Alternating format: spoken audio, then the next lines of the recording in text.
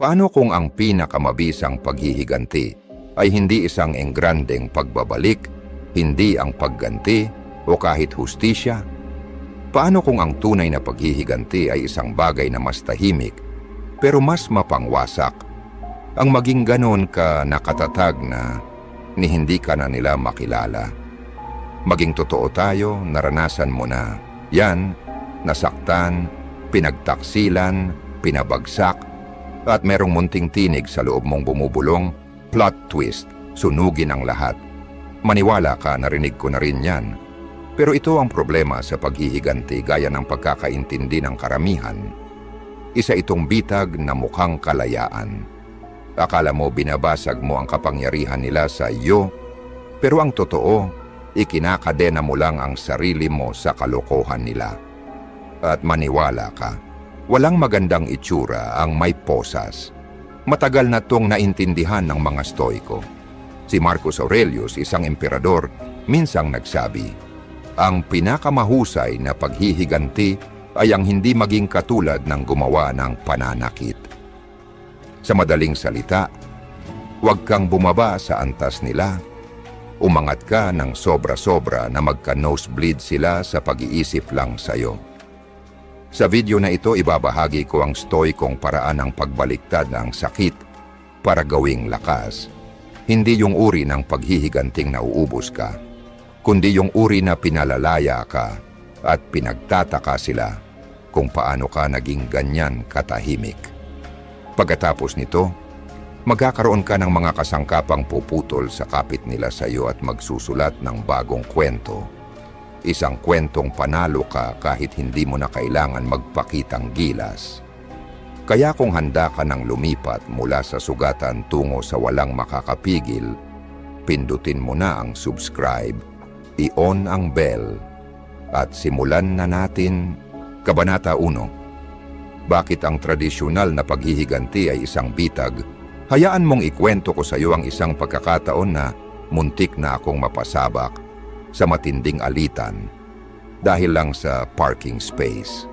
Oo, parking space lang. Nandoon ako, paparada na sa paborito kong coffee shop. Maliit lang, kakaunti lang ang mga pwesto. At habang dahan-dahan na akong pumapasok sa isang slot, biglang sumulpot itong lalaking may dambuhalang truck at walang pasintabi. Diretsyong sumingit sa pwesto. Walang signal, walang kumpas ng kamay, wala man lang pasasalamat. Ako'y kalahating nakapasok na. Tiningnan niya ako diretsyo, tapos binigyan pa ako ng mapang-asar ng ngiti. Parang nanalo siya sa isang paligsahan. At aaminin ko, bawat hibla ng katawan ko gusto nang gumanti. Laslasin ang gulong niya. Grabe naman. Harangan ko siya. Nakakatuwa. Gasgasan ang gilid ng truck niya. Hindi ko gagawin pero dumaan sa isip ko ng isang iglap. Pero bigla kong naisip ang isang bagay. Ako, nakatayo roon. Sinasayang ang buong umaga ko kakaisip at galit sa lalaking yon habang siya, chill na chill sa loob, umiinom ng latte, wala man lang kamalay-malay na ako'y nasa labas, parang bida sa isang pelikulang paghihiganti. Sino ba talaga ang panalo sa eksenang yon? Hindi ako, sigurado yan. Ako ang naiwan na may kumakabog na dibdib, pawisang palad at sirang araw. Siya'y tuloy lang sa buhay. Ako, nabubuhay sa mundo niya. Iyan ang ginagawa sa atin ng tradisyonal na paghihiganti. Nililin lang tayo nitong isipin na binabawi natin ang kapangyarihan. Pero sa totoo lang, isinusuko natin ito sa kanila na parang ibinibigay pa sa pilak na bandehado. Nagiging ekstra ka sa kwento nila, hindi bida sa sarili mong buhay. Nagre-react ka, hindi ka kumikilos ng kusa. Ang mga Stoiko, mga sinaunang pilosopong nananatiling kalmad kahit gumuho ang mundo sa paligid nila, naintindihan to ng mas malalim. Para sa kanila, ang tunay na pagkatalo ay hindi sa pagkakasala sa iyo, kundi sa pagpapaubaya mong lamunin ka ng sakit. Si Seneca, isang tagapayo ng mga emperador na nabuhay sa ilalim ng mapanganib na si Nero, ay nagsabi ng isang malalim na katotohanan. Walang sino mang makapipinsala sa iyo nang wala kang pahintulot. Sa unang dinig, parang inosente, di ba? Parang, oo nga naman Seneca, sabihin mo yan sa taong naggasgas ng kotse ko. Pero bigyan mo ng ilang sandali at maiintindihan mong hindi pisikal na pinsala ang tinutukoy niya. Emotional to, mental, yung sakit na nananatili kahit matagal nang tapos ang pangyayari. Sa sandaling hayaan mong kontrolin ng ibang tao ang nararamdaman mo, ibinibigay mo sa kanila ang susi ng kapayapaan mo. At spoiler alert, hindi nila ibabalik yon. Kasi kapag nasaktan tayo, ang unang instinct ay hustisya. Pero kadalasan, ang ibig nating sabihin sa hustisya ay medyo maanghang. Gusto nating maramdaman nila ang sakit na nadama natin. Gusto nating magdusa sila tulad ng pagdurusa natin. Naiintindihan ko yan. Primal yan. Sinampal mo ako, sasampalin din kita. Nakaprograma na yan sa ating pagkatao mula pa noong panahon ng apoy at mga sibat. Pero ang problema, pinatatagal lang nito ang labanan. Walang nananalo. Paikot-ikot lang ang suntukan. Hanggang sa dumating sa puntong hindi mo na alam kung sino ang unang umatake. Pero siguradong pagod ka na. Tingnan natin ng kaunti ang psikolohiya. Kapag may nanakit sa'yo, umaapoy ang amygdala mo. Yan ang bahagi ng utak na responsable sa fight or flight. Parang sirena ng emergency, handa ka nang sumugod. Bumibilis ang tibok ng puso, bumubuhos ang adrenaline, at nawawala ang lohika, nagiging reactive ka. Ang iniisip mo lang, paano ko siya mapaparusahan? Pero ang problema, wala sa interes mo ang amygdala. Parang barkadang palaging nagsusulsol na mag-text ng galit sa 10 oras ng gabi. Impulsive. At kapag siya ang pinairal mo, masisira mo ang mga tulay, makakagawa ng masamang desisyon, at higit sa lahat, mananatiling emosyonal kang konektado sa taong nanakit sa'yo. May ibang landas ang stoicism, hindi madali, pero makapangyarihan. Itinuturo nito ang pag-atras, paghinga, at pagtatanong. Sino ang gusto kong maging sa sandaling ito? Yung taong pasa ng galit na parang backpack ng bato? O yung taong ngumiti, nagpatuloy, at mas naging malaya? Si Marcus Aurelius, ang emperador na pilosopo, ay nagsabi, ang pinakamainam na paghihiganti ay ang hindi maging katulad ng gumawa ng pananakit. Isipin mo yan. Kung may nagsinungaling sa'yo, ang pinakamabisang ganti ay ang maging matapat. Kung may tumapak o sa dangal mo, hindi mo kailangang bumaba. Mamuhay ka sa paraang kusa silang mapapatingin sa'yo. Hindi lang ito karunungang stoiko, ito'y ginto sa psikolohiya. Kapag tumanggi kang bumaba sa antas nila, hindi mo lang pinipiling maging mabuti. Pinipili mong ikaw ang may control. Hindi ka basta nagre-react, ikaw ang pumipili. At sa pagpili, nandoon ang tunay mong lakas. Bigyan kita ng isa pang halimbawa. Isang kaibigan ko, tawagin nating Lisa, ang dumaan sa matinding diborsyo. Nagpakalat ng tsismis ang ex niya. Siniraan siya sa mga kaibigan, pati sa social media. Una, gusto ni Lisa gumanti. Gumawa siya ng drafts ng email, text, mga mahabang monologo. Pero huminto siya.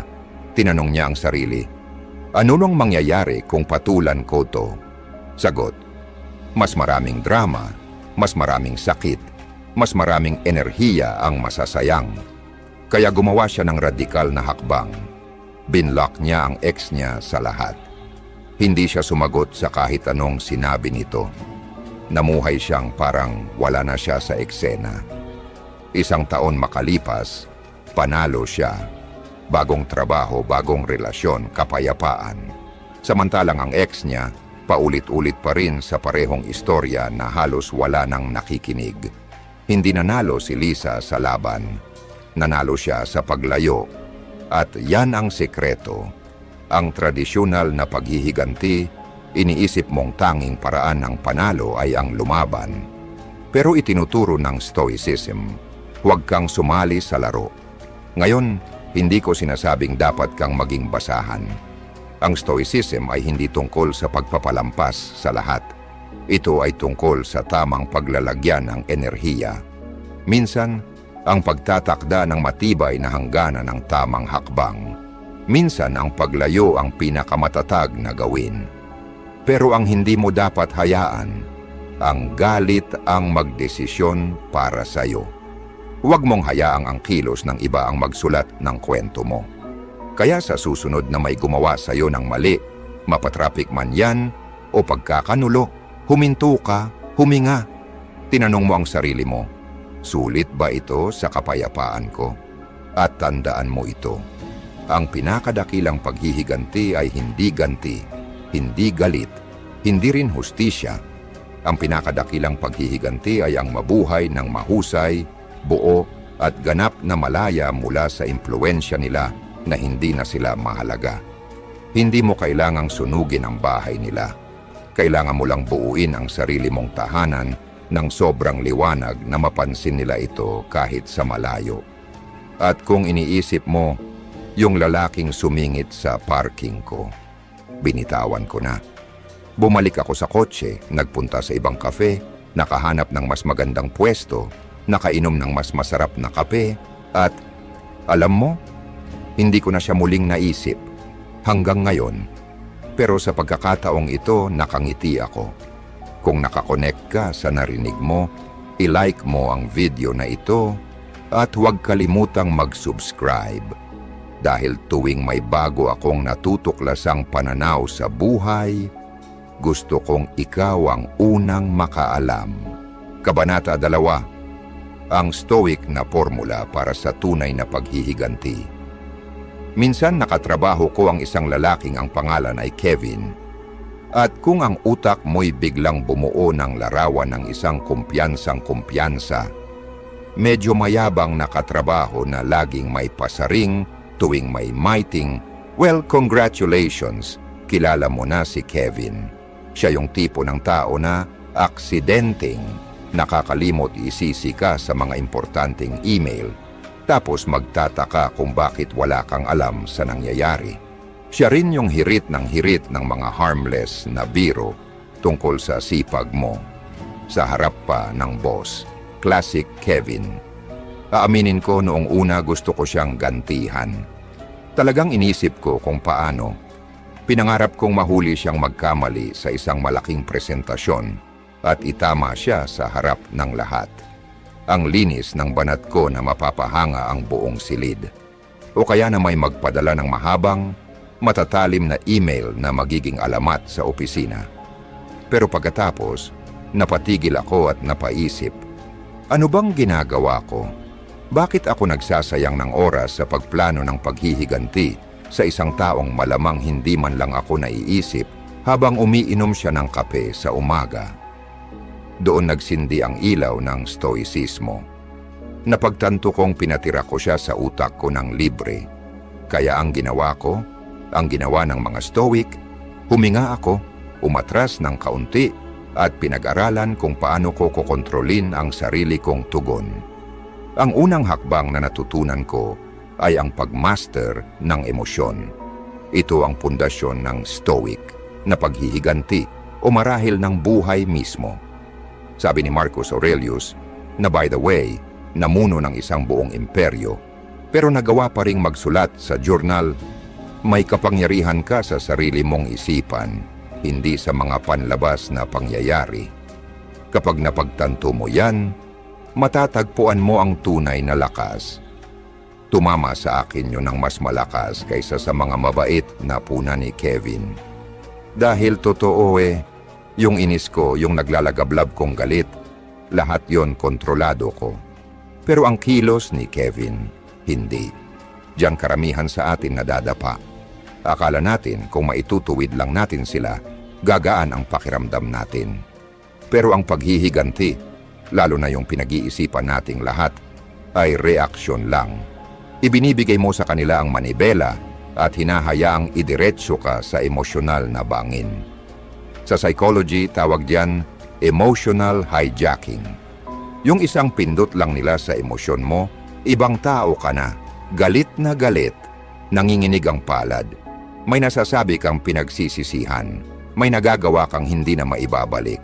At pagkatapos, mas maliit pa ang pakiramdam mo kaysa dati. Hindi yan paghihiganti, yan ay pagsabotahe sa sarili. Okay, aaminin ko na, ang kapatawaran ay hindi kasing exciting ng paghihiganting ini-imagine natin, pero maaaring ito ang pinakamakapangyarihang hakbang na meron ka. Ang kapatawaran ay hindi tungkol sa pagkanta ng kumbaya at pagyayakap sa taong nanakit sa iyo. Hindi ito tungkol sa pagpapanggap na wala namang nangyari o pagbibigay sa kanila ng libreng tiket pabalik sa buhay mo. Ang kapatawaran, ayon sa pananaw ng mga Stoic, ay tungkol sa iyo. Ito'y tungkol sa pag-alis ng bigat sa sarili mong balikat, yung mabigat na backpack na puno ng galit, sama ng loob, at paulit-ulit na pag-iisip sa ginawa nila sa iyo. At ang paglalagay nito sa lupa, tuluyan na. Sinabi ni Marcus Aurelius, ang pinakamabuting paraan para maghiganti ay ang hindi maging katulad ng kaaway mo. At ang palagiang pagdadala ng pait, ang pagbuo ng plano ng paghihiganti sa isip mo, yan ay pagiging katulad nila. Ibig sabihin, binibigyan mo pa rin sila ng espasyo sa isip mo, libre pa. At maniwala ka, hindi sila nagbabayad ng kuryente at tubig. Hindi mahilig sa sama ng loob ang mga Stoic. Para sa kanila, ang mga ito ay mga tanikala na tayo mismo ang naglalagay sa ating leeg. Itinuro ni Epictetus na ang mga bagay na wala sa ating kontrol, ang mga sinasabi, ginagawa o iniisip ng iba, ay hindi dapat nakakagambala sa ating kapayapaan. Pero kung paulit-ulit nating iniisip ang ginawa nila, kung hinahayaan nating kainin tayo nito mula sa loob, ibinibigay natin sa kanila ang kapangyarihang hindi na nila karapat-dapat. Kaya ang kapatawaran, hindi para sa kanila, para sa iyo yan. Parang pagbubukas ng pintuan ng kulungan, at pag-alam na ang nakakulong pala ay ikaw mismo. Hindi kailangan ng taong nanakit sa iyo na malaman na pinatawad mo sila. Sa totoo lang, hindi nga nila kailangang karapat-dapat. Pero ikaw, karapat-dapat kang magkaroon ng kapayapaan. Karapat-dapat kang maging malaya. At heto ang twist, ang pagpapatawad ay hindi nangangahulugang paglimot. Hindi mo sila kailangang imbitahan muli sa salusalo. May guest list ang kapayapaan mo. At hindi lahat ay karapat-dapat magkaroon ng upuan sa mesa. Pwede mong matutunan ang aral ng hindi kailangang manatili sa sakit. Pwede mong ipaglaban ang mga hangganan mo nang hindi pinatitigas ang puso mo. Ang sabi ng mga Stoic, huwag mong ipaliwanag ang iyong filosofiya. Isabuhay mo ito, at yan ang tunay na kapatawaran. Isang tahimik na desisyon mula sa loob na itigil na ang pagdadala ng lason sa dugo mo sa pag-asang makakapanakit ito ng iba. Isa itong pagpili sa sarili mong kalayaan kaysa sa parusa para sa kanila. Kaya oo, magpatawad ka, palayain mo ang sarili mo sa pasaning yan. Pero tandaan, ang pagpapatawad ay hindi automatikong pagbubukas ng pinto para sa part 2. Magpatawad, matuto, at magpatuloy ng mas magaan, mas matalino, at mas malaya. Kaya kung nakaupo ka ngayon, buhat-buhat ang sama ng loob, at nag-iisip kung paano makakaganti sa taong nanakit sa'yo, huminga ka. Tanungin mo ang sarili mo, ano bang mas makakabuti sa akin? Ang gugulin ng lakas ko para patunayan ang punto sa isang taong baka ni hindi na nagmamalasakit o gamitin ang enerhiyang yun para buuin ang isang buhay na sobrang tibay, sobrang ganda, na hindi na sila relevant. Malinaw ang sagot at matagal na itong malinaw. Naunawaan na ito ng mga Stoic noon pa man. Pero hindi mo kailangang maging emperador o pilosopo para maisabuhay ito. Kailangan mo lang piliin ang sarili mo kaysa sa galit mo, ang kinabukasan mo kaysa sa pride mo, ang kapayapaan mo kaysa sa pangangailangang manalo. At alam mo kung ano? Iyan ang pinakamatinding paghihiganti sa lahat. Kaya heto na, ang huling stoic na katotohanan tungkol sa paghihiganti. Ang pinakamabuting paghihiganti ay hindi galit. Hindi ito ang perpektong comeback o ang paulit-ulit na pag-ensayo ng mga linya sa banyo. Ito ay ang araw-araw na pagpapatunay na wala. Hindi sila, hindi ang pagtataksil nila, hindi ang kababawan nila,